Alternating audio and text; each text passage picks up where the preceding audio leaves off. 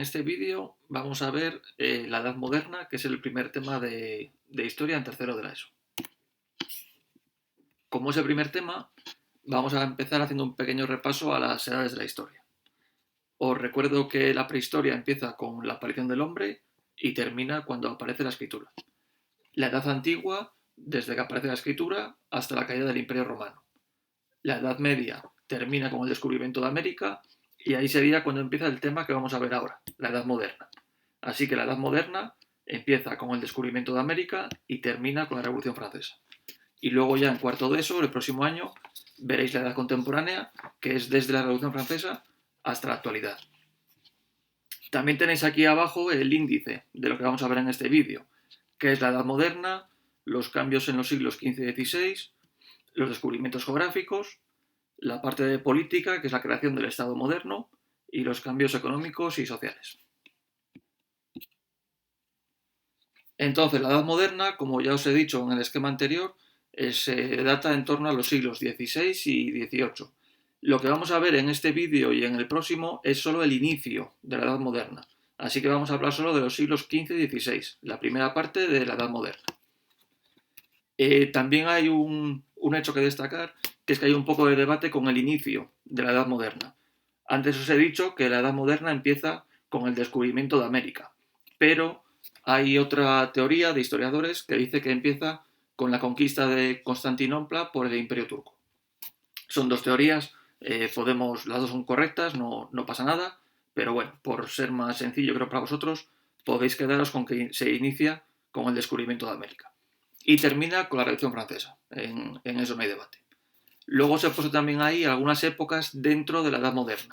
El siglo XVI se conoce como el Renacimiento, el siglo XVII como el Barroco y el siglo XVIII ya absolutismo e ilustración. Esto sobre todo es referido al pensamiento y al arte.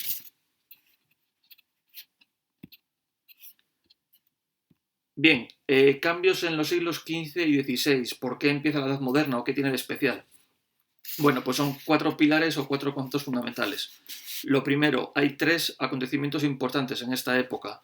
Desaparece el Imperio Bizantino y se crea el Imperio Turco. Hay descubrimientos geográficos en África, América y Asia.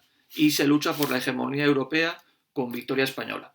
Os recuerdo que hegemonía significa tener el máximo poder. Así que hay una lucha entre los países europeos por ver quién tiene el máximo poder. Ya os adelanto que es España la que consigue esa hegemonía. Segundo pilar, segunda idea clave, la crisis del sistema feudal. Los antiguos reinos feudales, esto es de la Edad Media, lo habéis estudiado en segundo de eso, se basaban en la nobleza, o el poder lo tenía la nobleza. Ahora, en el Estado moderno, el poder lo tienen los reyes. Además, crece el comercio y, por consecuencia, crece la burguesía, que acordaos que la burguesía es la clase que está entre la nobleza y bueno, es una clase no privilegiada, ¿no? Que estaría, digamos, entre el Estado llano, el tercer Estado y la nobleza. El tercer pilar, la ruptura de la unidad religiosa en Occidente, empieza la reforma protestante y hay unas guerras de religión. Y, por último, el cuarto pilar, la nueva mentalidad que surge, el humanismo. Así que estos cuatro cambios claves son los que provocan el inicio de la Edad Moderna y la ruptura con la Edad Media, que es lo que se vio en segundo de eso, el sistema feudal y demás. Bien, los descubrimientos geográficos, ¿por qué empiezan? ¿Por qué motivos aparecen los descubrimientos geográficos? Os he puesto ahí 6 grupos de causas. Primeras causas políticas, para conseguir honor y poder. Por eso se realizan viajes o expediciones geográficas para conocer nuevo mundo. Más motivos económicos, buscar nuevas rutas comerciales y obtener oro y plata, metales preciosos. Motivos o causas científicas. Se pensaba ya en esta época, o había estudios sobre la Tierra, estudios geográficos, y se pensaba que la Tierra tenía dimensiones más reducidas. Por eso se lanzan a hacer viajes para descubrir el mundo, porque piensan que la Tierra es más pequeña de lo que era en realidad, así que pensaban que no era muy complicado llegar a otros territorios. También hay motivos técnicos, se desarrolla o se descubre la brújula, el astrolabio, cartografía y también hay avances en náutica, en los barcos. Os he puesto ahí 3 elementos básicos en cuanto a avances técnicos, el portulano, que es una carta o una cartografía, un mapa de los puertos, el astrolabio, que es una herramienta que con ayuda de las estrellas permite también navegar, a los barcos, y la brújula, como ya sabéis, que nos indica el norte, para marcar siempre el mismo rumbo. Causas o motivos religiosos: extender el cristianismo, evangelizar a los pueblos conquistados. Y por último, las causas ideológicas. El humanismo, que veremos después lo que es una corriente de pensamiento, digamos, que se preocupa mucho por el hombre y por la ciencia, así que quieren comprobar científicamente todo lo que estaban descubriendo e investigando en sus respectivas tierras. El descubrimiento de América. Bueno, pues dentro de las expediciones geográficas, como os podéis imaginar, en la historia de España, la más importante, el descubrimiento de América. ¿En qué contexto surge este descubrimiento? Pues en la búsqueda de nuevas rutas comerciales. Por tierra era muy peligroso ir hacia Asia, a la India, era muy peligroso por la expansión del Imperio Otomano, así que tienen que buscar una ruta por mar. La ruta, una de las opciones era ir por el sur, bordeando África, pero eso ya lo investigaron o lo empezaron a hacer los portugueses. Así que los reyes católicos no podían abordar esa misma ruta. Aceptan, por lo tanto, el proyecto de Cristóbal Colón, que es el que propone un tipo diferente de ruta yendo hacia el oeste, y pensaba que por ahí iba a llegar también a la India. Los reyes católicos aceptan su propuesta. Esta propuesta fue en principio también rechazada por los portugueses. Era una propuesta, digamos, pues poco fiable, muy costosa, con pocas garantías, y por eso Portugal lo rechazó y prefirió seguir con sus rutas por el sur, bordeando el continente africano, para llegar a Asia. En cambio, los reyes católicos, como os he dicho antes, no tenían más opción, no había ya más rutas que investigar, así que cogieron este proyecto de Colón. Recibió además para ello privilegios nunca vistos hasta entonces en la monarquía española. Le dieron el título de virrey y gobernador de las tierras que descubriera, y además la 10ª parte de todas las riquezas obtenidas. Esto en la época, pues imaginaos, fue muy polémico porque recibió muchísimos privilegios, como os digo, unos privilegios desorbitados para aquella época. El primer viaje que hizo Colón partió del puerto de Palos de la Frontera, lo tenéis aquí en este mapa que os he puesto aquí arriba, que está en Huelva, el 3 de agosto de 1492. Llegó a las Antillas en torno al 12 de octubre de 1492. Perdón, no en torno, sino que llegó el 12 de octubre. Está datado en documentación. Y regresó a la península en enero del 93. Es cuando partió de vuelta a la península. Fijaros sobre todo, bueno, pues en la fecha de inicio y la fecha de llegada a las Antillas. La fecha de inicio en la península y la fecha de llegada a las Antillas. Son varios meses, ¿no? No es como hoy en día, que se llega muy rápido a todos los sitios. Fueron muchos meses de viaje, varios meses de viaje, y además, pues un viaje con muchas complicaciones y muy difícil. Cuando Colón regresó a la península, fue recibido con todos los honores por los reyes católicos. Y además, visto el éxito de esa primera expedición, pues le encargaron hacer otros 3 viajes, que son las líneas roja, morada y verde que tenéis aquí en el mapa. Estos 3 viajes fueron más polémicos porque tenían muchos más recursos, y además Colón fue acusado de no saber gestionar bien el territorio que descubría, ni los recursos que le daban, ni el número de marineros, número de barcos. Bueno, pues fue acusado de una mala gestión por su parte. Además, Colón seguía obsesionado por llegar a Asia. Ya se había dado cuenta de que esto que habían descubierto eran tierras nuevas, pero no era continente asiático, y él seguía obsesionado con esa idea. Si os fijáis en el 4.º viaje, que es la flecha verde, se dedica a bordear todo lo que es América Central, buscando ese paso hacia el oeste para llegar a Asia. Al final, bueno, pues murió sin ser rico, sin recibir honores, obsesionado con esa idea de encontrar el paso a Asia. El reparto del Nuevo Mundo. Esto es un tema muy importante, claro. Las nuevas tierras conquistadas, ¿a quién pertenecen? Bien, pues en 1493 el Papa, dadas las buenas relaciones que tenía con los reyes católicos, les firmó un permiso, la bula intercaetera, que decía que todo lo descubierto a partir de un punto marcado, que sería esta línea roja de aquí, A partir de ahí, todo lo descubierto sería posesión de los reyes católicos y lo podían ocupar a su entera libertad.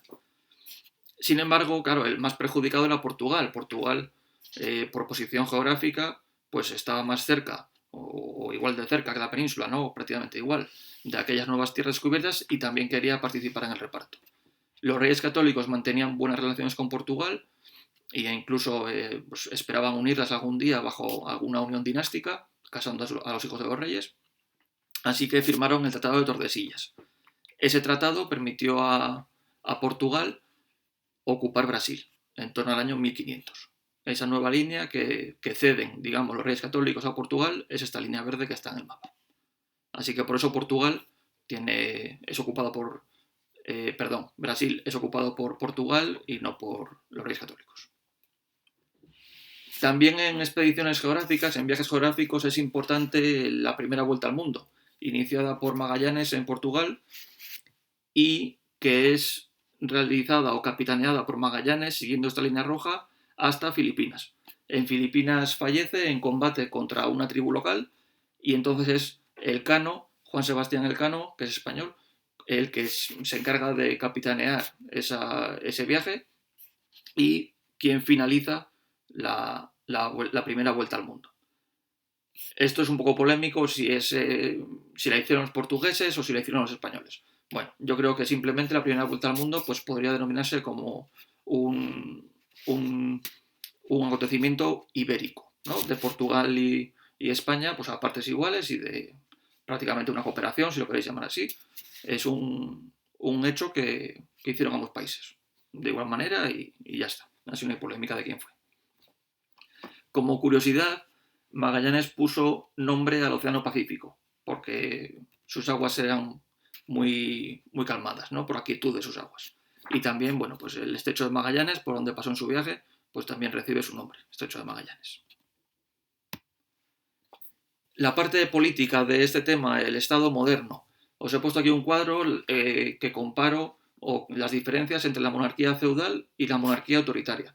La monarquía feudal, como os decía, ya os dije antes, es la Edad Media, así que eso es del temario de segundo de la ESO.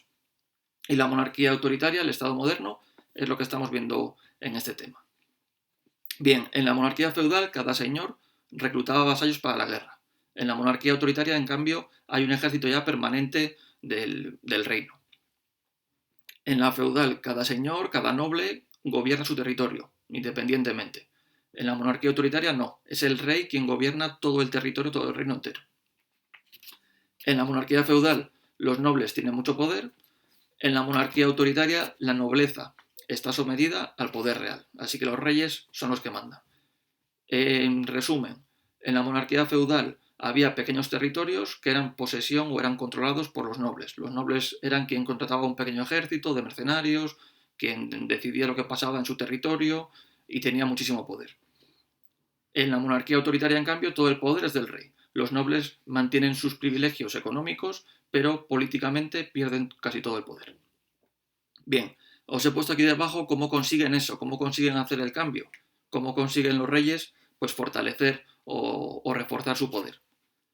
En primer lugar, unificación territorial y ampliación mediante guerras o uniones matrimoniales. Para unir reinos, para que no estuviese todo el territorio dividido en reinos pequeños, lo que hacen es casar a hijos de diferentes reyes. Así los herederos, los hijos o los nietos, tendrían ya unificado el territorio o heredarían diferentes reinos y se irían juntando poco a poco.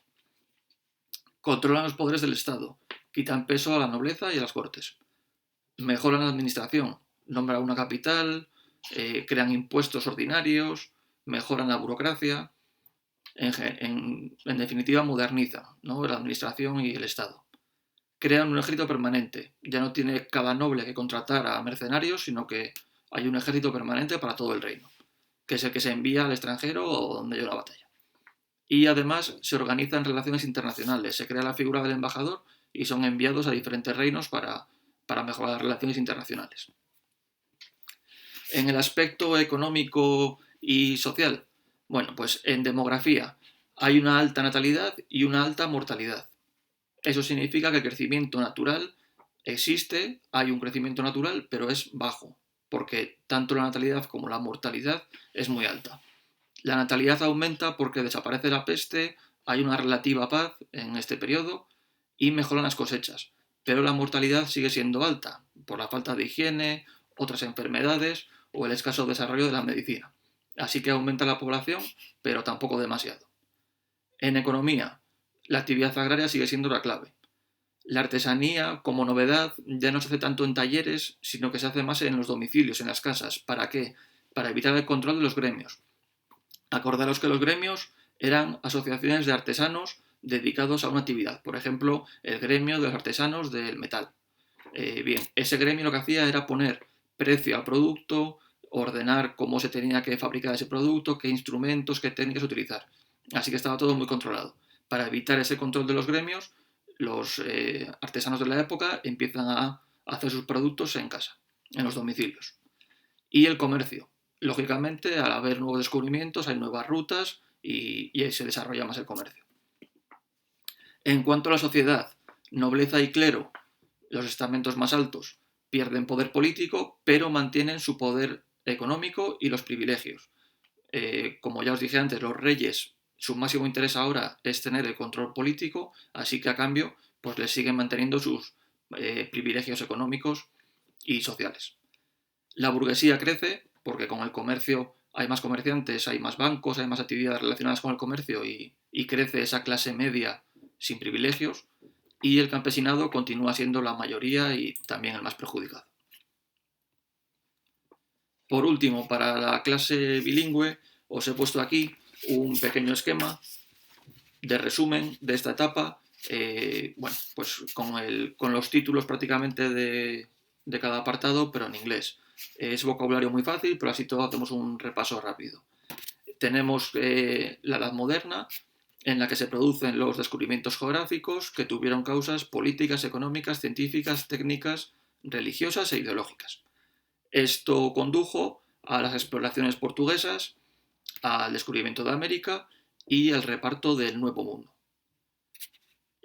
La Edad Moderna también produjo el nacimiento del Estado moderno, que sería esa segunda columna que tenéis ahí, llevado a cabo por las monarquías autoritarias que refuerzan su poder y utilizando instrumentos. ¿Qué instrumentos? Pues los de hace dos diapositivas anteriores, instrumentos como por ejemplo la unificación territorial o el control de los poderes del Estado o la creación de un ejército permanente.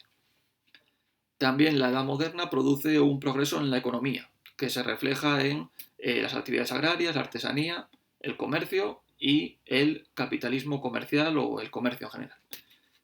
Y en cuarto y último lugar también se producen transformaciones sociales, como la pérdida de poder político de la nobleza o el enriquecimiento de la burguesía.